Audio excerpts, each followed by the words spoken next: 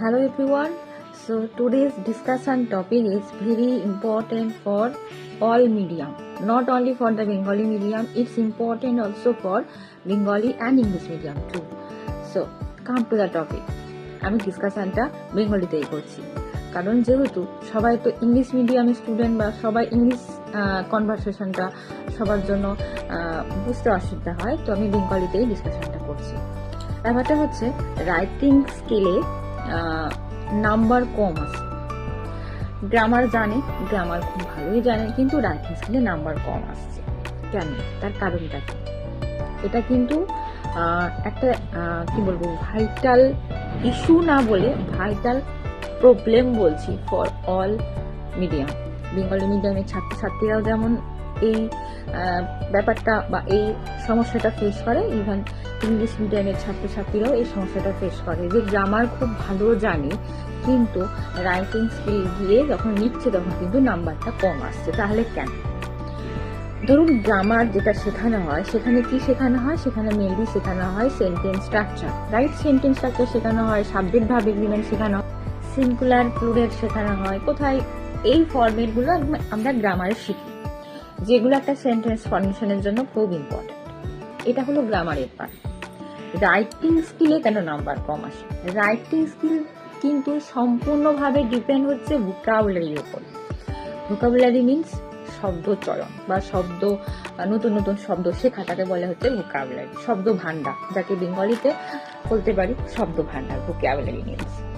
এবার ধরো তুমি যখন রাইটিং স্কিল লিখছো, তোমার কিন্তু শব্দ ভান্ডারটা যথেষ্ট স্ট্রং থাকা দরকার।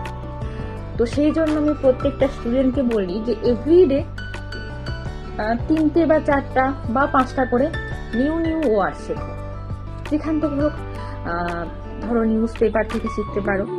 আমি সমস্ত স্টুডেন্টদেরকে সাজেস্ট করি, ধরো যারা আমার কাছে পড়ে তাদেরকে আমি বলি যে তোমরা স্টেটসম্যান এই পেপারটা সানডে করে কিনে নিলে, পুরো উইক ধরে স্টেটসম্যান পেপারটা একটু একটু করে পড়লে, যেখানে যে ওয়ার্ডগুলো মনে হচ্ছে তোমার খুব টাফ, বুঝতে পারছো না, মিনিংটা বুঝতে পারছো না, খাতায় লেখো, খাতায় লিখে বেঙ্গলি মিনিংটা সার্চ করো, ওর মানেটা কি। এটা হতে পারে কার্টুন নেটওয়ার্ক বা কার্টুন চ্যানেল যেগুলো হয় সেগুলো দেখো, সেখান থেকেও অনেক ইংলিশ ভোকাবুলারি তুমি শিখতে পারবে। থার্ড যেটা করতে পারো সেটা হচ্ছে স্টোরি বুক পড়ো।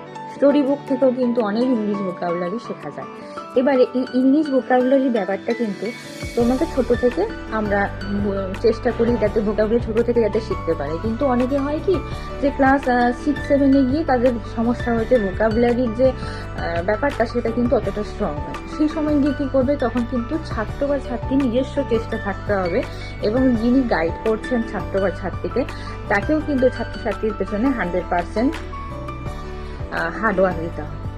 এছাড়া কিছু করার নেই।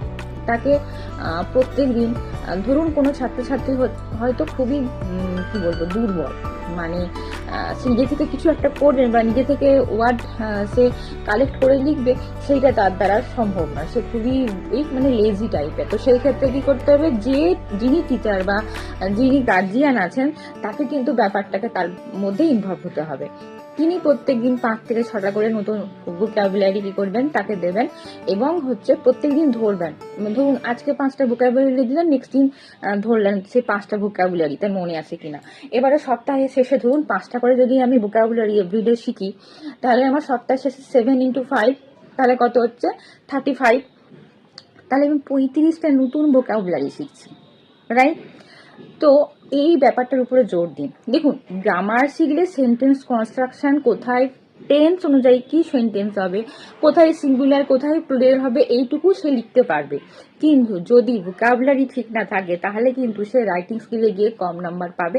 এটা কিন্তু একেবারে কি বলবো 200% সত্যি কথা, এর বাইরে কোনো কিছু হয় না। তাই ভোকাবুলারি খুব জানতে হবে। তো আমি একটা এক্সাম্পল যদি দিই, ধরুন আপনাকে আপনার বাচ্চাকে লিখতে দিয়েছে স্কুল, মাই স্কুল লিখতে দিয়েছে। এবারে দেখুন সেখানে যদি বাচ্চাটা রিপিটেডলি লিখে good teacher, good school, good playground, আবার হচ্ছে গুড লাইব্রেরি, গুড হচ্ছে ফ্রেন্ডলি এনভায়রনমেন্ট, সারাক্ষণ গুড এই ব্যাপারটার সাথে বাকি কিছু ওয়ার্ড অ্যাড করে যদি লেখে, ব্যাপারটা কি হচ্ছে বলুন তো, একঘেয়ে টাইপের হচ্ছে। জাস্ট লাইক আমরা প্রোনাউন কেন শিখি?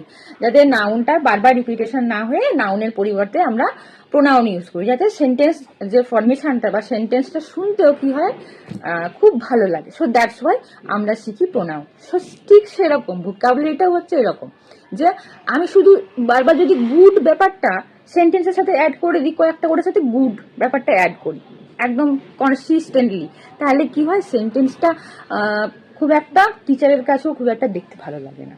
অ্যাজ এ টিচার আমি যেটা ফিল করি বা যেটা মনে হয় সেটাই বলছি, ইভেন আমার মতন অনেক টিচারই এটা বলবেন। তো এই জন্য ভোকাবুলারি দরকার।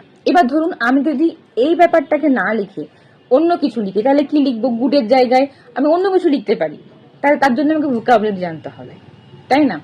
তো সেই জন্য সবাইকে একটা কথা বলবো, যাদের বাচ্চা ছোট, ধরুন ক্লাস 2-3-তে পড়ছে বা 1-2-তে নিউ ইংলিশ শুরু করছে, সেটা ইংলিশ মিডিয়াম হোক বা বেঙ্গলি মিডিয়াম, চেষ্টা করুন ভোকাবুলারিটাতে যেন তারা খুব ভালোভাবে একটা ডেপথ আনতে পারে। So grammar is important for making sentence construction, but vocabulary is important for writing skill. তোমার যদি নিজস্ব ওয়ার্ড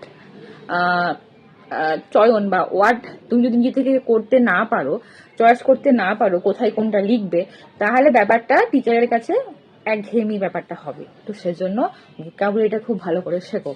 সবাইকে বলবো, টিচারদেরও বলবো যারা শেখাচ্ছেন আপনার ছাত্রছাত্রীকে, বা যিনি অভিভাবক আছেন, যিনি আপনার ছেলে বা মেয়েকে গাইড করছেন, এই ব্যাপারে একটুখানি কনসেন্ট্রেট। তো যাই হোক, এটাই ছিল আজকের টপিক। আশা করছি আপনারা কিছুটা হলেও উপকৃত হবে। সবাই খুব ভালো থাকবেন, দেখা হবে নেক্সট একটা ভিডিওতে।